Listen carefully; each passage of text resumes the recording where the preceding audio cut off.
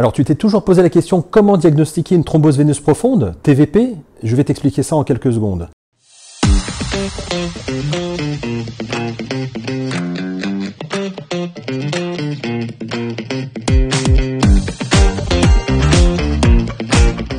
Premièrement, se poser la question, et si c'était une thrombose veineuse profonde? Tu te poses des questions sur les signes cliniques et sur le contexte. Tu peux te faire aider par quelque chose d'obligatoire qui est le score de probabilité a priori, score de Wells, dédié à la thrombose veineuse profonde, des signes cliniques, œdème, rougeur, des signes du contexte. Le patient a-t-il un cancer? Est-ce qu'il a des antécédents de thrombose? Est-ce qu'il a été alité ou opéré? L'ensemble de ces données, tu les mets dans le score de Wells, il te donnera un score. Ce score-là, soit il est faible, faible probabilité d'avoir une thrombose veineuse profonde, soit il est élevé.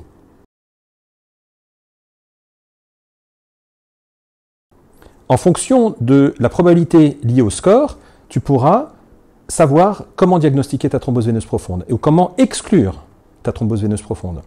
Lorsque la probabilité d'après le score de Wells est faible, il faut exclure en passant par des dédimères. Les dédimères ont une très bonne valeur prédictive négative. Si les dédimères sont négatifs, le seuil est à 500, eh bien, tu peux exclure d'emblée une thrombose veineuse profonde et chercher d'autres diagnostics alternatifs.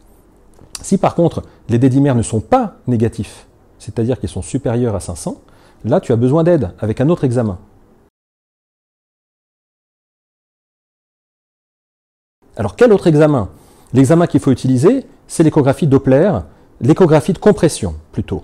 Cette échographie est très simple, tu prends la sonde, tu la mets sur la veine, en appuyant sur la veine, normalement, la veine doit se collaber. Si elle ne se collabe pas et que tu appuies dessus, cela veut dire qu'il y a un thrombus à l'intérieur et que tu fais un diagnostic de thrombose veineuse profonde. Cet examen doit être utilisé lorsque la probabilité est faible et que les dédimères sont non négatifs, supérieurs à 500, tu passes à l'écho. Si l'écho est négative, tu peux t'arrêter là, tu exclus. Si l'écho est positif, tu as diagnostiqué la thrombose veineuse profonde. Maintenant, dans le deuxième cas, où ton score de Wells t'aurait dit « Tiens, c'est peut-être une probabilité élevée parce que le patient est alité, qu'il a un cancer, qu'il a une grosse jambe, qu'il a des antécédents de thrombose veineuse profonde », eh bien, tu vas d'emblée à l'écho sans passer par la case dédimère. L'échographie, de deux choses l'une, soit te répondra « il n'y a pas de thrombose », soit elle te dira « il y a une thrombose ». Dans certains cas où tu te poses vraiment la question d'une thrombose, que l'échographie est négative, rien ne t'empêche de pouvoir répéter cet examen 48-72 heures après pour être certain de ne pas être passé à côté du diagnostic. Et d'autre part, si tu te poses vraiment la question et que la probabilité clinique d'après le score de Wells est élevée et que tu n'as pas l'échographie disponible tout de suite, en cas de probabilité élevée, tu peux débuter le traitement en attendant l'examen de confirmation, ce qui n'est pas le cas de la probabilité faible. Autre point où il faut faire attention, le seuil de dédimère est à 500 et pas à 50 fois l'âge, à 10 fois l'âge au-delà de 50 ans. Et pourquoi? Parce que ce seuil de dédimère ajusté à l'âge a été validé pour l'embolie pulmonaire, mais pas pour la thrombose veineuse profonde. Donc fais attention à ça. Voilà, j'espère que tu sauras maintenant diagnostiquer une thrombose veineuse profonde.